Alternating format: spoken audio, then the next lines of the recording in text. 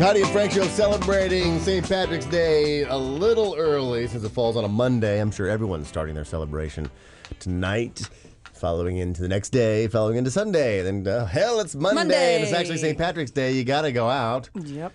And then probably Tuesday and Wednesday are going to be considered sick days. And probably going to work Thursday and then call in Friday because it's March Madness. Got to stay on watch basketball. So really, next week, they should just don't write go it to work. off. Yeah. Merrian Griffin is with us.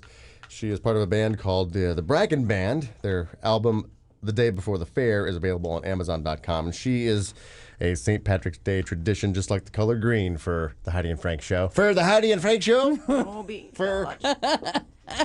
Our horrible Irish accent. She always brings her guitar in here, and she's going to be performing all over Los Angeles. She's performing tonight up in, what'd you say, Yorba Linda? Yorba Linda tonight, Newport Beach tomorrow night, Costa Mesa Sunday night, and Malibu Sunday morning. And Sunday morning? Well, actually, Sunday morning I'm at Finn McCool's in Santa Monica from 11 to 3. Oh, wow. Can you imagine? And it'll be packed. It will be packed. Everybody will be wasted. And then on Monday, you're at Finn McCool's again. Monday, we're opening for the Young Dubliners at Pershing Square. Oh, how downtown. fun. We know the Young Dubliners. Yeah. What a blast. We're opening for them at 1 on St. Patrick's Day, and then we're at Finn McCool's from 6 to 10. One of my favorite stories about Merrian Griffin is because for those of you who don't know, you were a soap opera actress, right? I was for years. And you would get letters from people saying how horrible your fake accent was. They thought that I was putting on my Irish accent. And it was the American accent, because I was a dual character. I murdered a lot of people. Yeah, she was what? Your character was Psycho Nanny? Psycho Nanny. I was an American pretending to be Irish so I could kidnap the kids and, kill the father. Right. Oh, what the world turns. Juicy role. It was awesome. Yes, it was great. It was fun for a few years. Yeah. But For a few years. How many?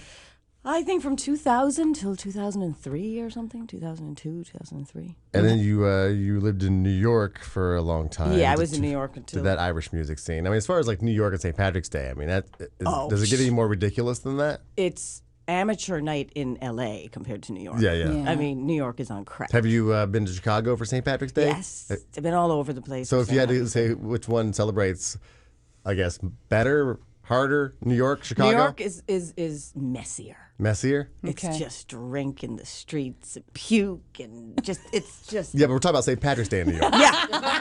Oh, yeah. You've been to Boston during St. Patrick's Day? Yes, I have. How's Boston compared to the other two? Boston, and I'd say New York.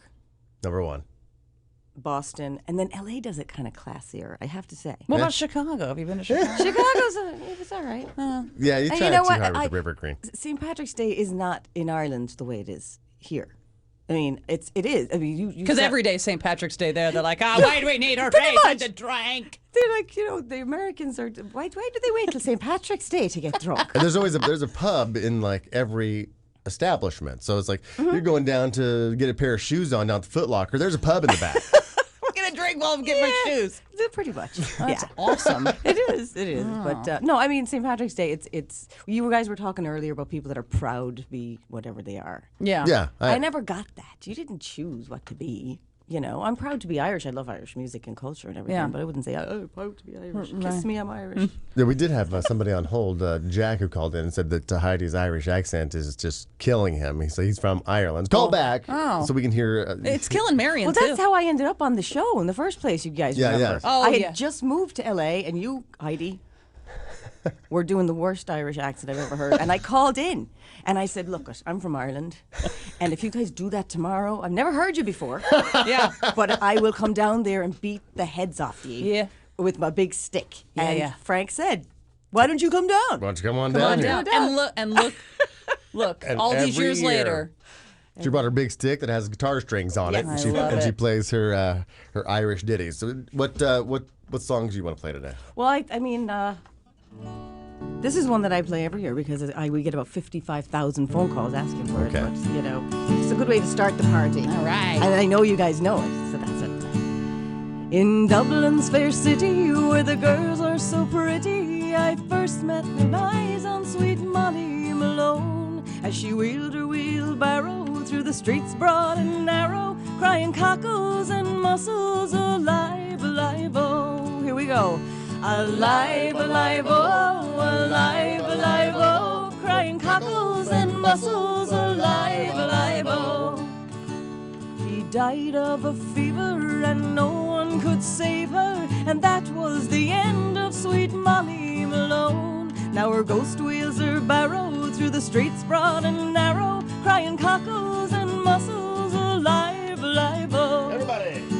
Alive, alive, oh, alive, alive, oh, crying cockles and mussels, alive, alive, oh, alive, alive, oh, alive, alive, oh, crying cockles and mussels, alive, alive, oh.